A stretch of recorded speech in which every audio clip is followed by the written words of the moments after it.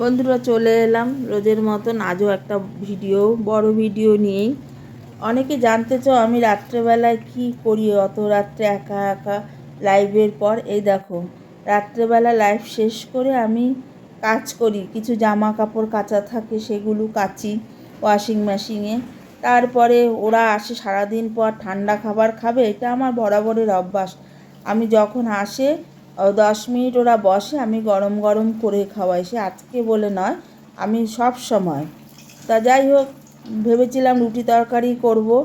তা এর মধ্যে আমার মেয়ে ফোন করে বলছে, হ্যাঁ, এই মানে আমার মেয়ের সাথে কাজ করে, ও সিনিয়র, ওই নাম অন্তরা মেয়েটার নাম।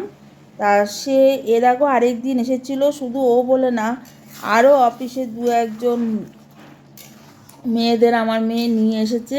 যে অনেকে আছে দূরে থাকে, মেস বন্ধ হয়ে গেছে, রাত্রি 12টার পর আর মেসে ঢুকতে দেবে না, ওমা একটু নিয়ে আসবো আমাদের বাড়িতে, এরকম বলে। এবারে একটা কথা হলো, পৃথিবীর কোনো প্রান্তেরই কোনো মা বাবা, আমি মনে করি তার নিজের সন্তানদের যেরকম সুরক্ষিত চায়, অন্য কারোর সন্তানদেরও সুরক্ষিত চায়, আমি মনে করি। ঠিক বললাম না ভুল বললাম, তোমরা অবশ্যই জানাবে। দেখো, ওই মেয়েটারও প্রাইভেট ফান্ড, কাজ করতে করতে দেরি হয়ে গেছে, বাড়ি অনেক দূরে, সে যেতে পারবে না, মেসও বন্ধ করে দিয়েছে, ঢুকতে পারবে না। এবার আমাকে বলছে ভয়ে ভয়ে, আমি বলছি ভয়ে ভয়ে বলছিস কেন, নিয়ে চলে আয়।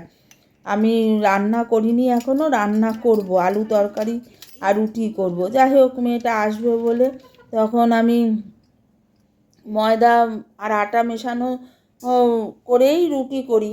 তা সেটা দিয়ে লুচি করে দিলাম, আর পনির আর ছোটো ছোটো আলু কড়াইশুঁটি দিয়ে তরকারি করলাম।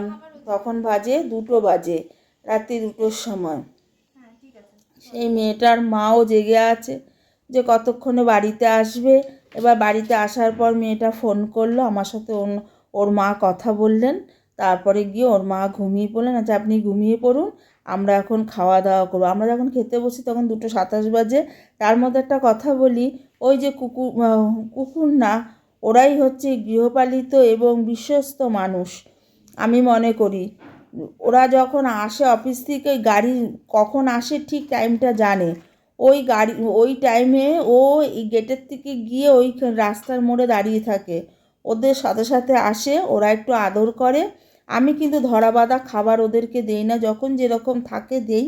হ্যাঁ, কিন্তু ওরা রোজ আমার ছেলে মেয়ে অফিস থেকে ফেরার পথে এবং যাবার সময় কিছুটা আগিয়ে দিয়ে আসবে, আগিয়ে নিয়ে আসবে। ভিডিওটা ভালো লাগলে লাইক শেয়ার কমেন্ট করো প্লিজ।